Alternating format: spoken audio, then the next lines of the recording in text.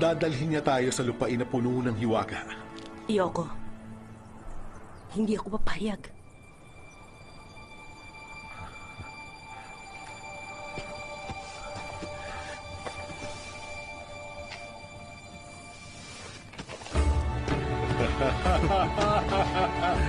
Sa masaganang lupain!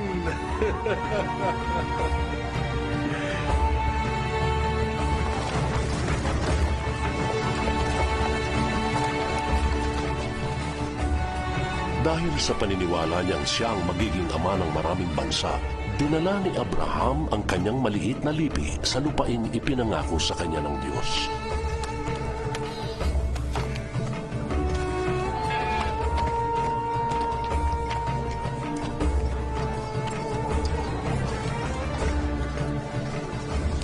Ano magagawa ko kung may nagmamayari na ng lahat ng lupain? Hindi mo maaaring ang kinin ng lupain ko! Alis ka dito! Lumayo na kayo! Tama na yan! Tumigil na kayo! Tama na!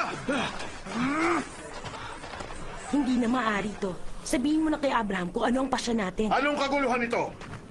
Inagaw ng lalaking yan ang lupain ko!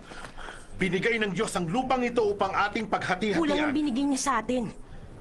Sabihin mo na sa kanya. Abraham, hindi sapat ang mga lupain. Napakarami natin. Ipagkakaloob ng Diyos ang pangangailangan natin. Manalig Sa kayo. Diyos na hindi natin nakikita. Buti pa mag-iwaiwalay na lang tayo. Hindi. Manatili tayong magkakasama. Para pare-pareho tayong magutom. Panonoorin na lang natin magpatay ng mga tao dahil sa lupa.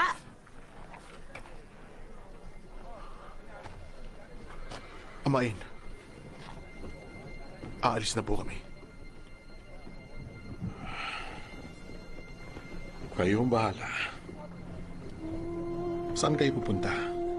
Sa masaganang lupain malapit sa Sodom. Sa Sodom.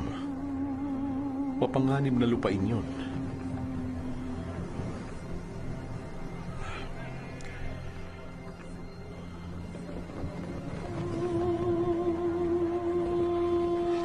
Mag-iingat ka.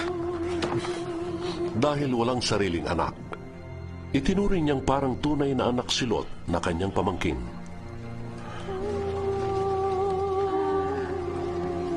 Paano ako mamumuno sa mga taong ito? Kung mismo sarili kong pamilya hindi sumusunod sa akin.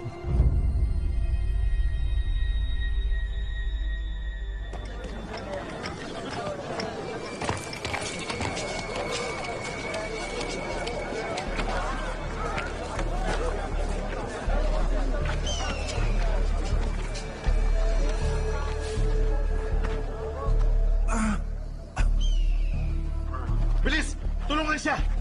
Tauhan siya ni Lot! Ano nangyari sa kanya? Dali! Ano nangyari sa'yo? Natalo nila kami. Napakarami nila. Si Lot! Boy pa. Ngunit nabihag siya. Halika!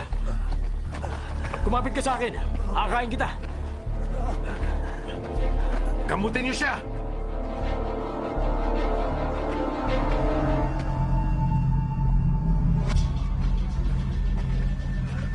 Biyasa ang mga tauhan natin. Abraham, hindi kayo mga sundalo. Sinabi kong manalig sila sa Diyos. Niyaya ko si Lot na Iniwan sumama sa nila akin. tayo. Pumili sila ng lupain. Sila ang may kagustuhan. Pamilya natin sila.